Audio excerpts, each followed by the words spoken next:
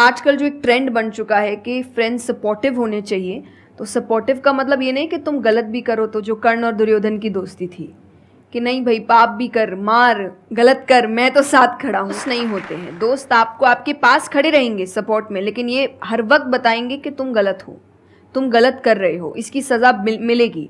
तो ये सच्चे दोस्त होते हैं। तो आप या तो कहते हैं ना कि कृष्ण जैसे दोस्त बनो, खुद ही बनो। बात यहीं आती है, कृष्ण जैसे ढूंढने से पहले कृष्ण जैसे दोस्त बनो, कि जो हर वक्त बताने। कृष्ण कभी अलग नहीं हुए अर्जुन से। जब वो कहने लगा कि मैं नहीं लड़ सकता, ये नहीं, उन्होंने उस वक्त बहुत डांटा कि क्षत्रिय है, ये तरीका है बात करने का, ऐसे बोलते हैं, तो इतना बड़ा महाबाहु है, बड़े बड़े नाम बताए, याद दिलाया कि तुम कितने अच्छे हो। तो सबसे बड़ा दोस्त का आई थिंक क्वालिटी यही है, जो सपोर्टिव है लेकिन गलत चीज़ों में नहीं है, वो हर वक्त सही के लिए आपके पास खड़े हैं। और तीसरा जो मैं सबसे अच्छा कहती हूँ कि आपकी और उनकी मेंटालिटी मैच होनी चाहिए। ये समझना इतना इंपॉर्टेंट नहीं है कि दोस्ती क्या है, ये समझना ज़्यादा इंपॉर्टेंट है कि दोस्ती क्या नहीं है। अगर आपका जो दोस्त है वो कुछ गलत कर रहा है तो उसका साथ देना दोस्ती नहीं है, क्योंकि अगर आप गलत में भी उसका साथ दोगे तो वो और पावरफुल हो जाएगा, वो और बड़ा गलत काम करेगा। मानो आपका दोस्त पी करके गाड़ी चला रहा है, तो दोस्ती ये नहीं है कि उसको बोलना कि हाँ चल कर कर कर कर कोई नहीं, और बड़ा और बड़ा और बड़ा नहीं। उस वक्त क्या बोलना, गाड़ी रोक, मैं उतर रहा हूं।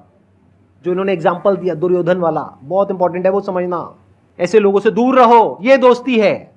दोस्ती को तोड़ देना दोस्ती होता है बहुत बार। कई बार लाइफ में ऐसा पॉइंट आ जाता है जो एक धर्म संकट के जैसा होता है, जहां पर जा करके आपको साफ नजर आ रहा होता है कि ये जो इंसान है ये सिर्फ अपना ही नहीं मेरा भी सर्वनाश कर देगा। ऐसे लोगों को छोड़ देना दोस्ती है। फिर अगर उसके अंदर इंसानियत वापस से जागती है तो वापस से वो अगर आपके पास में आता है तो ठीक है, नहीं आता है तो कोई बात नहीं, छोड़ दो ऐसे दोस्त को।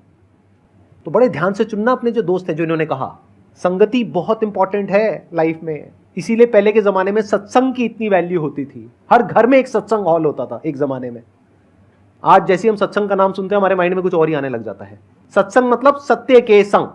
सत्य मतलब वही जो इन्होंने कहा कि जब कोई सही रास्ते पे चल रहा है तो उसका साथ देना, और कोई झूठ के रास्ते पे चल रहा है, कोई गलत काम कर रहा है तो उसका साथ छोड़ देना।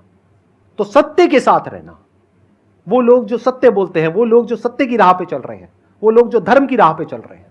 ये वर्ड सुनने में आपको थोड़े से पुराने लगेंगे, लेकिन अगर इसकी डेप्थ को आप समझोगे तो अंदर से आप समझ पाओगे कि मैं क्या बोल रहा हूं, किस लेवल से बोल रहा हूं।